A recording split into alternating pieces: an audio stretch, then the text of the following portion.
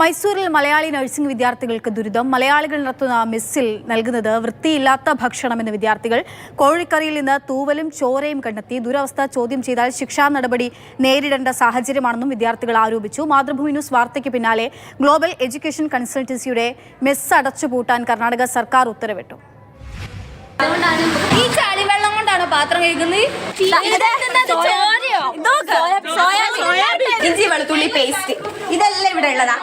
കണ്ടിട്ട് ഇതൊന്ന് പറഞ്ഞത് തീർത്തും വൃത്തിഹീനമായിട്ടുള്ള സാഹചര്യത്തിൽ പ്രവർത്തിച്ചിരുന്ന മെസ്സാണ് ഇപ്പോൾ അടച്ചുപൂട്ടിയത്. അതായത് ഇന്ന് മാധ്യമങ്ങളിൽ ഈ കോളേജ് വിദ്യാർത്ഥികൾ പകർത്തിയ ദൃശ്യങ്ങൾ സഹിതം മെസ്സിലെ ആ വൃത്തിഹീനമായിട്ടുള്ള സാഹചര്യത്തെക്കുറിച്ച് വാർത്തകൾ വന്നതിന് പിന്നാലെയാണ് കർണാടക ആരോഗ്യവകുപ്പ് ഉണർന്ന് പ്രവർത്തിച്ചത്. KC വേണുഗോപാൽ MP-യുടെ ഇടപെടലും ഇക്കാര്യത്തിൽ നിർണായകമായി.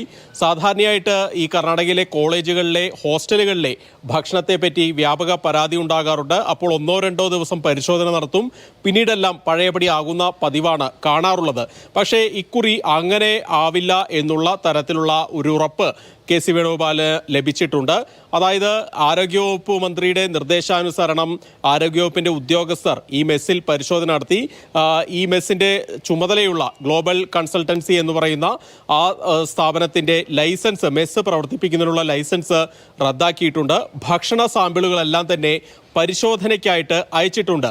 ഇതിൻ്റെ കൂടുതൽ ഫലങ്ങൾ പുറത്തു വരുമ്പോൾ അതിലേതെങ്കിലും തരത്തിൽ പാകപ്പിഴകൾ ഉണ്ടെങ്കിൽ കൃത്യമായിട്ട് നടപടികൾ ഇവർക്കെതിരെ ഉണ്ടാകുമെന്നാണ് അറിയിക്കുന്നത്. ഏതായാലും മെസ്സ് ഇപ്പോൾ പൂർണ്ണമായിട്ടും അടച്ചുപൂട്ടിയിട്ടുണ്ട്. കുട്ടികൾക്ക് ഭക്ഷണം നൽകുന്നതിന് ബദൽ സംവിധാനം ഒരുക്കും എന്നാണ് കർണാടക ആരോഗ്യവകുപ്പും അതുപോലെ തന്നെ ബന്ധപ്പെട്ട കോളേജുകളൊക്കെ അറിയിച്ചിരിക്കുന്നത്.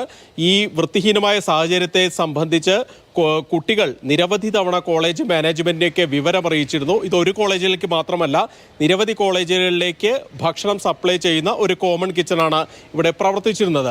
ഏതായാലും ഇതിനെതിരെ വ്യാപകമായിട്ട് കുട്ടികൾ പരാതി നൽകിയിരുന്നെങ്കിലും കൃത്യമായിട്ടുള്ള നടപടിയൊന്നും ഈ കോളേജ് അധികൃതരുടെ ഭാഗത്തുനിന്നുണ്ടായില്ല. തുടർന്നാണ് ഇവർ തന്നെ ദൃശ്യങ്ങൾ പകർത്തി മാധ്യമങ്ങൾക്ക് കൈമാറുന്നതും ഇപ്പോൾ നടപടിയിലേക്ക് പോകുന്നതും.